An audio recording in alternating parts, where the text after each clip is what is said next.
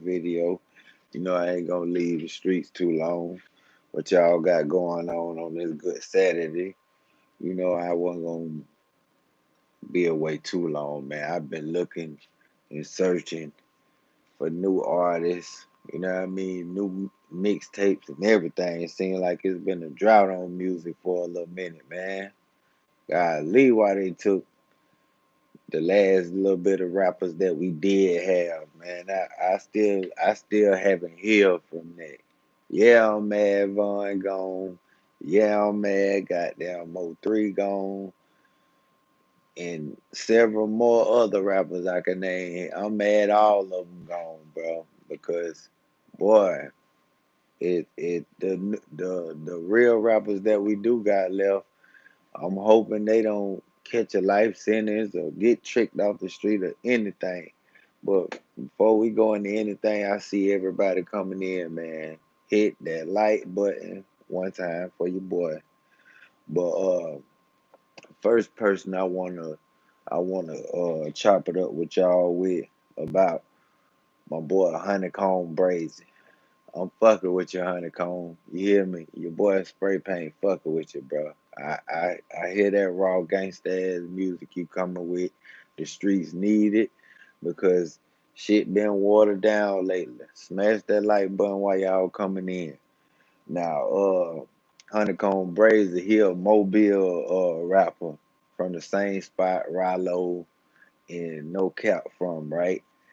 And like last month he went on a rant and they was asking Honeykomb about the Mobile rappers, which is Rallo and No Cap, and he was like, some of these niggas don't be living what they say in their music. You know what I mean? And you know, he seemed like he the type like he ain't got no filter. Whatever on his mind, he gonna speak on it. You can just some street cats. It don't take no rocket scientists to figure out. They just built like that. And he was saying like, you know, they be rapping that shit, but they be hanging with the police, and he wasn't feeling it. You know what I mean? He threw some jabs at the two, nothing fatal or nothing, but it seemed like he was stating facts about some certain things. But you know how that shit go. You know, if they doing music and you know, once you get to a certain level, you no longer a street nigga. You a superstar in the public eyes. I don't care what you say. It took so many rappers to get hurt or shot, for them to realize that shit. And he was basically saying like, majority of these gang members, they ain't official. They just throwing up shit because they favorite rapper is doing it. And that's been going on for years. That ain't gonna even that's not gonna never stop. Especially with the social media platform, because you could be whatever you want to be on here. But I feel what he's saying on that note. You feel me? Like a lot of people paid their way in when it came down to politicking, when it came down to that street shit, especially in hip hop anyway. You seen how Death Row did it. They extorted everything that came through the door. But back to what I was saying about Honeykomb, but Honeykomb, he done as you could, if you go to check him out or whatever, you can see that he's tied in with Mob Ties, which is Jay Prince Jr. He running that shit or whatever. You know, it's a good thing they do got Honeykomb over there, bro, because Holmes really out there living like that, and when you living like that, motherfucker could never forget the past of what they did and the shit some of them be still in the streets while they rapping, so you know how that go. But shout out to Jay Prince for Junior for snatching up Brazen, man. Get that nigga from out of Mobile, man. Get him from up out of there, man. Keep that nigga in the booth so we can get us some music. Honeykomb feed the streets, bro. It's dry here. We need about 3, 4 mixtapes. You feel me? But yeah. Another thing I want to talk about, Boosie. Um, that I got 100 on your head song. You know what I mean? As you could tell, Boosie going back to his old ways, bro. Like everybody know when Boosie was young and he was coming with that gangster shit. Boy, he had the streets in the headlock. Like he had the 90 babies spinning shit. I'm talking about flipping shit left and right. You know what I mean? Not saying that, he did it intentionally. He was just rapping about what was going on in Baton Rouge, what was going on during that time. And as you can see, everything that he was rapping about was pure facts. You know what I mean? But it seemed like ever since Boosie got shot with the in the Mo3 situation, which I can understand him. He a big dog. He got more money now. So why would you shoot a nigga? I ain't gonna say why would you shoot. Just know you played with the wrong nigga. When you play with a nigga that's well respected, state to state, city to city, and he got money, and you fuck around and you don't kill him and he find out who you are, like he got money to blow.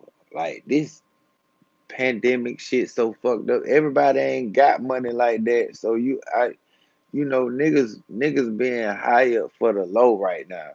Some niggas probably want to spend for him just on the love, cause the simple fact, like Boosie is like considered like one of the last C murders, the last Soldier Slims. Like, if something would have happened to Boosie, bro, I would have been so mad because it would have been like, man, who the fuck else gonna hold a boot down? You know what I mean? Because everything else that's hot in Louisiana, they young. You know what I mean? I don't see Gates trying to do it because he doing something different. He really like he's not really out there like how Boosie is. Boosie fucking with the streets. Boosie fucking with the chain gang. Not saying Gates ain't, but you could tell the difference between the two. You know what I mean? And it's crazy because I know Boosie like, damn, if I wouldn't have came out there to show love to Mo3, then motherfuckers would have been saying I'm fake as hell because I done did songs with him. He's supposed to be signed to me, blase squaze. But when it come down to the streets in certain cities, you know what I mean? They still on what they believe in. If it's fuck the other side, it's fuck the other side. And once you pick a side, that's the side you got to stay on. And you know, when Boosie do his shows or whatever, he gonna pop his shit. So I just imagine, you know, when he went down there to pay his respects, he probably was drunk, probably was high, and he probably was saying, fuck them niggas who did that, blase squaze, and the word probably got back to them niggas through a text message or through a hole. You never know, because that's just how the streets is. It's just, you know what I mean? That shit crazy. Like, but thank God ain't nothing happened to Boosie. You know what I mean? Another thing I want to touch up on too. Your boy Tpain said he don't feel like the versus battles are interesting. And at first I was like, it was a question mark there. I was like, what you mean? Everybody get a chance to hear a little bit of this, a little bit of that. And he was like, no. He was like, basically, all of that, all they doing is basically just mixing catalogs. It ain't really no versus battle because you know, it's nothing new. It's songs that we already know.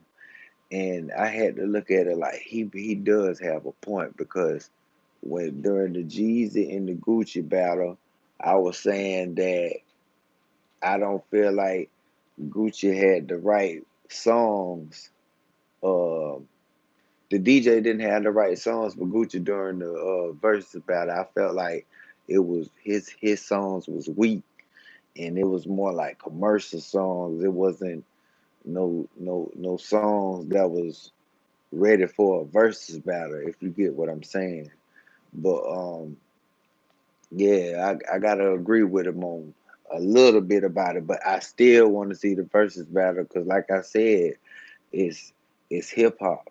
You know what I mean?